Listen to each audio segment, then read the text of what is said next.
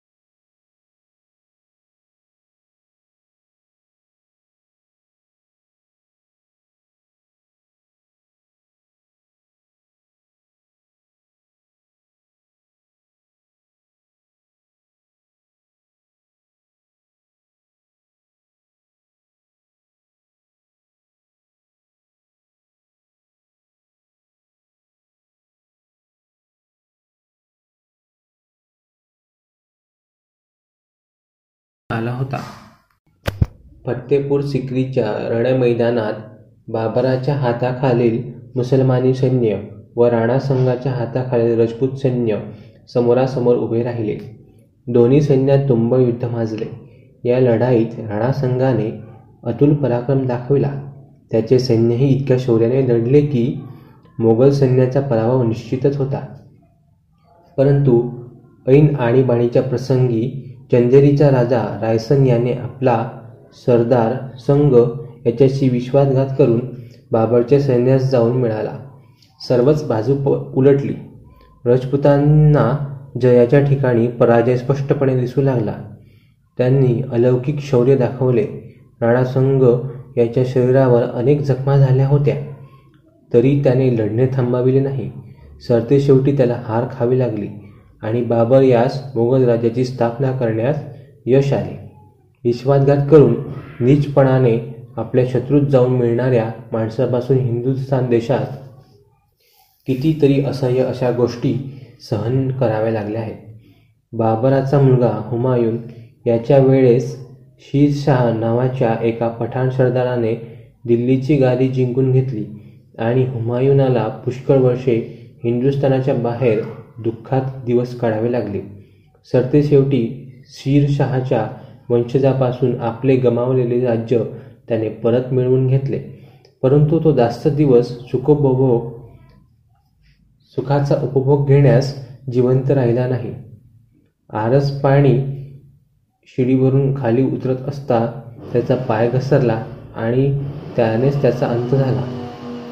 त्याच्यानंतर जो गादीवर आला तोच त्याचा पराक्रमी पुत्र अकबर होय. ज्याप्रमाणे आपण प्रतापाला महान म्हणतो, त्याचप्रमाणे अकबरालाही महान म्हणणे आपल्यास भाग आहे. राज्य करणे ही काही लहान सहान गोष्ट नव्हे. त्यातल्या त्यात लहान वयात आयुष्याच्या पहिल्या 25शीत अनेक शत्रूंनी सर्व बाजूंनी घेरले असता शत्रूंचा पराजय करून राज्य सुव्यवस्थितपणे चालवणे आणि प्रजेची प्रीती संपादन करणे या सर्व गोष्टी अंगी मोठे गुण असल्याशिवाय कधीही होऊ शकत नाही. अकबराने आपल्या बालवयातच आपल्यावर वारंवार होत असलेल्या संकटांचा पार पाडून आपल्यावर वारंवार आलेल्या संकटातून पार पडून शत्रूंचा पराजय करून आपल्या अंगच्या सद्गुणांनी प्रजेचे मन जिंकून घेतले. म्हणूनच त्याला आपण महान ही पदवी दिली पाहिजे. अकबराचे वय लहान असल्यामुळे त्याचे नातेवाईक व सरदार सुद्धा आपापला स्वार्थ साधण्याच्या युक्त्या योजू लागले होते. अकबराच्या ऐवजी दुसरा एखादा कमी शूर, धूर्त व कर्तृत्ववान राजा गादीवर असता तर त्याला राज्य करणे मुळीच शक्य झाले नसते. अशा प्रकारची त्यावेळची हिंदुस्थानची परिस्थिती होती. परंतु अकबर 13 वर्षाचा होता तरी त्याने हळूहळू अजमेर, ग्वाल्हेर, बऱ्हाणपूर इत्यादी शहरे जिंकून घेतली. बंगाल आणि गुजरात हे प्रदेश आपल्या अंमलाखाली आणले. ओडिसा, काश्मीर, सिंध आणि कंदहार ही शहरे सर केली. शिवाय दक्षिणेतील काही प्रदेश आपल्या स्वाधीन करून घेतला. त्यावेळपर्यंत दुसऱ्या कोणत्याही मुसलमान राजाने हिंदुस्थानाच्या एवढ्या मोठ्या प्रदेशावर आपली ध्वजा फडकविली नव्हती. यावरून सहज कळून येईल की वयोमर्यादा व कर्तबगारी यामध्ये फारसा संबंध नसतो. लहान वयातही मनुष्य कर्तृत्ववान व जगताला उपयोगी होऊ शकतो. श्री रामचंद्र वनवासात गेले त्यावेळेस त्यांचे वय फार लहान नव्हते का? श्रीकृष्णांनी आपल्या बाळपणातच अनेक राक्षस मारून टाकले. गौतम बुद्धांनी जगताचे दुःख निवारण्याकरता राज्यपद व सुखपद संपत्ती यांचा त्याग केला, तोही त्यांच्या तारुण्याच्या सुरुवातीलाच. सिकंदराने आपल्या वयाच्या केवळ 32व्या वर्षीच जगताचा बराच मोठा भाग पदक्रांत केला होता. श्री शंकराचार्यांनी आपल्या अलौकिक बुद्धिप्रभावाने मोठमोठ्या पंडितांशी वादविवाद करून त्यांना हरविले, हेही त्यांच्या अल्पवयातच. याशिवाय वरील गोष्टीस पुष्टी देणारी अनेक उदाहरणे सापडतील. 13 वर्षांच्या अकबराने दिल्लीच्या गादीवर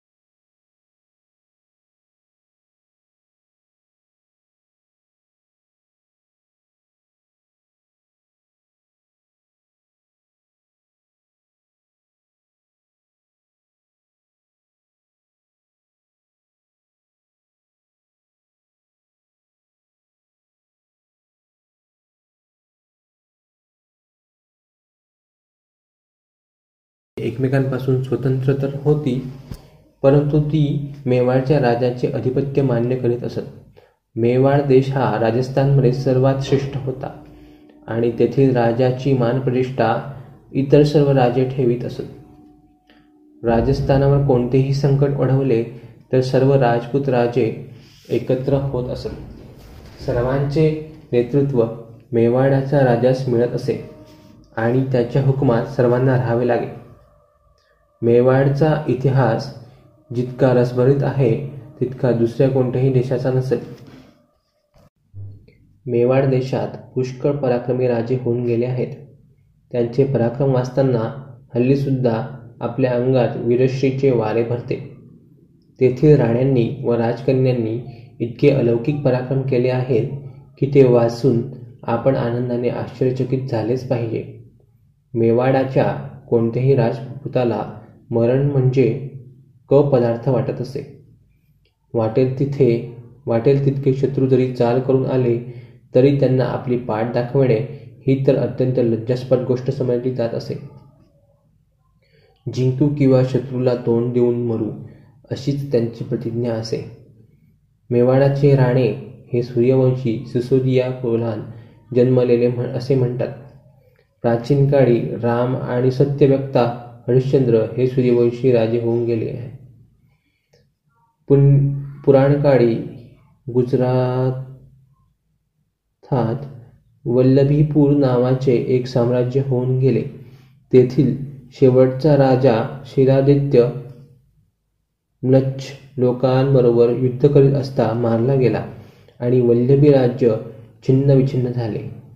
ही उलथापालट झाली त्यावेळेस महाराणा शिलादित्य याची पुष्पवती नावाची गरोदर राणी आपल्या वडिलांच्या घरी होती. तेथून वल्लभीपुरास येत असता शिलादित्याच्या मृत्यूची वार्ता तिच्या कानावर आली. अत्यंत दुःखित होऊन ती परत फिरली आणि एका गुहेत राहून आपल्या आयुष्याचे दिवस खंतू लागली. त्याच गुहेत तिला एक पुत्ररत्न झाले. नंतर आपल्या पुत्राला एका कमळा नावाच्या ब्राह्मण कन्येच्या हवाली करून ती सती गेली. या बाळकाचा जन्म गुहेत झाल्यामुळे कमळेने त्याचे नाव गुह असे ठेवले. या गुहाने ईडरचे राज्य जिंकून घेतले आणि आपला महिमा वाढवला. गुह या नावावरून त्याच्या वंशजांना गहेलोट असे म्हणतात. गुहापासून 8व्या पिढीत जन्मलेल्या राजा नागादित्य याला ईडराच्या भिल्ल लोकांनी ठार मारून त्याचे राज्य हिरावून घेतले. या समयास नागादित्याला बप्प नावाचा 3 वर्षाचा मुलगा होता. त्याला घेऊन त्याची आई पळत सुटली. हा बप्प उर्फ बापा रावळ फार शूर होता. त्याने स्वपराक्रमाने चितुराच्या राजाला वश करून घेत त्याच्या पश्चात तो स्वतः त्याच्या गादीवर आला. ही गोष्ट घडल्या दिवसापासून चितूर शहर गहलोट वंशाची राजधानी झाले. बापा रावळने आपला मोर्चा थेट इराणपर्यंत नेऊन भिडविला होता. त्याच्यानंतर अनेक राजे होऊन गेले. त्यापैकी बरेचसे कुलदीपक निपजले. त्यांच्यापैकी थोडक्याची माहिती समजली म्हणजे ही गोष्ट आपणास बरोबर पटेल. पृथ्वीराज चव्हाणाबरोबर राहून शहाबुद्दीन घोरी विरुद्ध पानिपतच्या समरांगणात आपली प्राणाहुती अर्पण करणारा राणा समरसिंह चितुराचाच राजा होता. त्याच्या मृत्यूनंतर त्याची राणी कर्मदेवी हिने स्वतः रणांगणात उतरून दिल्लीचा बादशाह कुतुबुद्दीन याला घायाळ करून पळायला लावले. अल्लाउद्दीन खुनी याने जेव्हा चितूर शहरावर हल्ला केला तेव्हा राणा लक्ष्मणसिंह आणि त्याचा काका भीमसिंह यांनी पुष्कळ शौर्य दाखविले. शिवाय भीमसिंहाची राणी पद्मिनी हिने आपले प्रतिवृत्य सांभाळण्याकरता जे धैर्य दाखवले ते खरोखर आश्चर्य करण्यासारखे होते. या सिसोदिया कुळात हमीर, कुंभराणा, मीराबाई इत्यादी प्रख्यात स्त्री पुरुष होऊन गेले आहेत. त्या प्रत्येकाचा इतिहास वाचण्यालायक आहे. या चितुराच्या राणा संघाची बाबर बरोबर झालेली लढाई याविषयी आपण पूर्वीच वाचले आहे. अकबराने दुसऱ्या सर्व राजपूत राजांना नमविले, परंतु आता त्याला मेवाडच्या राजपूत राजाला नमविण्याची इच्छा झाली. हा काही पोरखेळ नव्हता. मेवाडाच्या राजपूत राजांना आपली जात व आपला देश याविषयी इतका अभिमान होता की प्राण गेला असता तरी ते कोणाच्या स्वाधीन झाले नसते. यावेळेस राणा उदयसिंह गादीवर आला. हे मेवाडचे दुर्भाग्य होय. राणा संघाचा हा मुलगा राज्य करण्यास बिलकुल लायक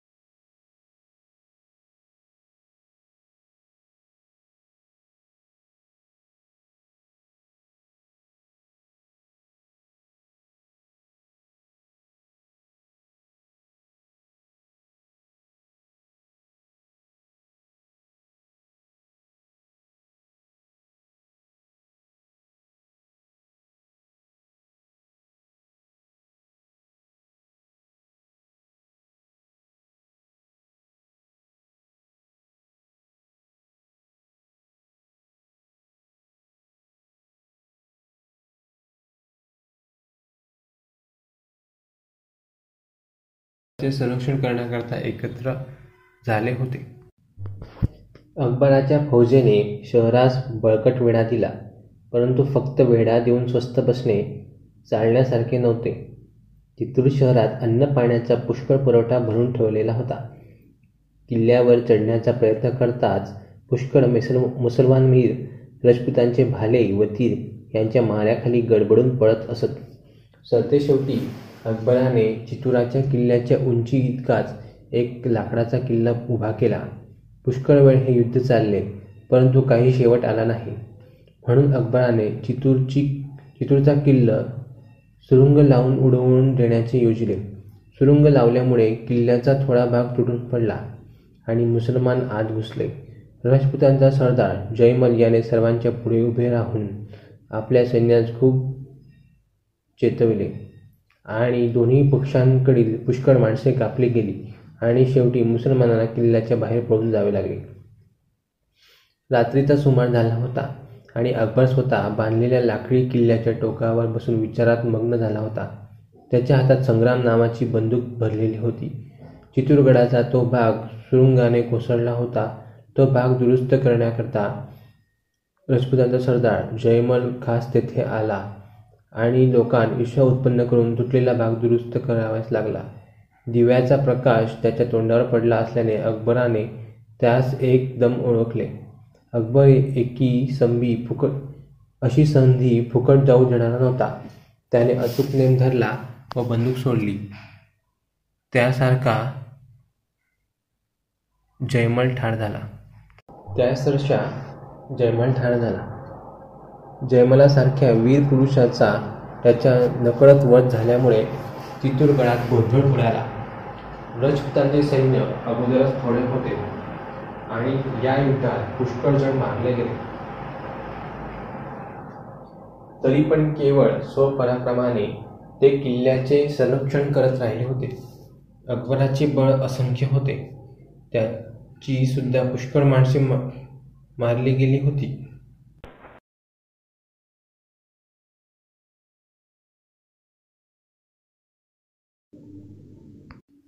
जयमलासारख्या वीर पुरुषाचा त्याच्या नकळत वध झाल्यामुळे चित्तूरगडात गोंधळ उडाला. राजपुतांचे सैन्य अगोदरच थोडे होते आणि या युद्धात पुष्कळ जण मारले गेले. तरी पण केवळ स्वपराक्रमाने ते किल्ल्याचे संरक्षण करत राहिले. अकबराचे बळ असंख्य होते. त्याची माणसे सुद्धा मारली गेली होती. परंतु त्याची जागा भरून काढण्यास दुसरे लष्कर तो जय्यत तयारच ठेवी. अशा स्थितीत जयमल मारल्या गेल्यामुळे राजपुतांनी जिंकण्याची आशा सोडली. यश मिळो अथवा न मिळो, परंतु आपल्या जीवात जीव आहे तोपर्यंत चित्तूर शत्रूच्या स्वाधीन करायचे नाही असा सर्व राजपुतांचा निश्चय होता. त्यांनी मरण्याची पर्वाच केली नाही. त्यांच्या स्त्रियांनीही त्यांना अधिक स्फुरण दिले. प्रतापसिंह हा राणा प्रतापसिंह नाही, एक दुसरा सरदार होता. या नावाचा 16 वर्षाचा एक सरदार सर्वांचा पुढारी झाला. त्याची वृद्ध माता व लहान पत्नी यांनीही चिलखते घातली, हत्यारे सज्ज केली आणि प्रतापाबरोबर लढाईस जाण्यास त्या तयार झाल्या. हे पाहून राजपुतांना दुप्पट शौर्य चटले. त्यांनी पीत वस्त्रे परिधान केली आणि हर हर महादेव असा जयघोष करून मारण्यास किंवा मरण्यास सिद्ध झाले. इकडे अकबराचे सैन्य ही चित्तूर सर करण्याकरता एका पायावर तयार झाले होते. त्यांनी यावेळेस दुसरा एक सुरुंग उडवला तेव्हा चित्तूराच्या किल्ल्याचा बराच मोठा भाग तुटून पडला. या तुटलेल्या भागातून मुसलमान सैन्य किल्ल्यात शिरू लागले. राजपूत लोक लढले आणि मरेपर्यंत एक तसूभर जमीनसुद्धा मुसलमान लोकांना घेऊ दिली नाही. या ठिकाणी रक्ताचे पाट वाहले. अकबर आपल्या लाकडी किल्ल्यावर उभ्या उभा हा सर्व भयंकर प्रकार पाहत होता आणि राजपुतांच्या पराक्रमाविषयी मनातल्या मनात तारीफ करीत होता. शेवटी पुष्कळ शौर्य दाखवले तरी मुठभर राजपूत असंख्य मुसलमानापुढे टिकाव धरू शकले नाही. प्रताप आणि त्याची आई आणि त्याची पत्नी ही सर्व लढाईत कामास आली म्हणजे मारली गेली. मुसलमानांची पुष्कळ मोठी संख्या चित्तूर शहरात दाखल झाली. गल्लोगल्ली घरोघर युद्ध सुरू झाले. परंतु राजपुतांच्या नशिबी जिंकण्याचे नव्हते. प्रत्येक राजपुताने मरेपर्यंत लढणे थांबवले नाही. मुसलमानांची विजयी सेना राजमहालासमोर येऊन पोहोचली तेव्हा राजमहाल पेटलेला दृष्टीस पडला. राजपूत स्त्रियांना मुसलमानांच्या हातात कैदी होण्यापेक्षा अगदीमध्ये आपले देह अर्पण करणे जास्त चांगले वाटले. म्हणून राजमहालात सर्व स्त्रिया एकत्र होऊन अग्नी पेटवून त्यात त्यांनी आपल्या प्राणाहुती दिल्या. अशा रीतीने मुसलमानांनी जळत्या चित्तूराचा ताबा घेतला. हा चित्तूराचा वेढा आपल्या इतिहासात फार प्रसिद्ध आहे. अकबर जिंकला खरा, परंतु राजपुतांचे खरेखुरे शौर्य त्याला या ठिकाणी अनुभवण्यास मिळाले. महावीर जयमल आणि प्रताप यांनी जो अद्भुत पराक्रम दाखविला त्यामुळे अकबराच्या मनात त्यांच्याविषयी फार आदर उत्पन्न झाला. या दोन्ही पराक्रमी पुरुषांची आठवण कायम राहावी म्हणून दोघांच्या प्रतिमा आपल्या महालाच्या उजव्या दोन्ही बाजूस उभ्या केल्या. खऱ्या वीर पुरुषाला आपल्या प्रतिस्पर्ध्याच्या कर्तबगारीची परीक्षा होत असते. आपल्या कट्ट्या शत्रूला सुद्धा त्याच्या उत्तम गुणांबद्दल मान देणे यातच खरा मोठेपणा आहे.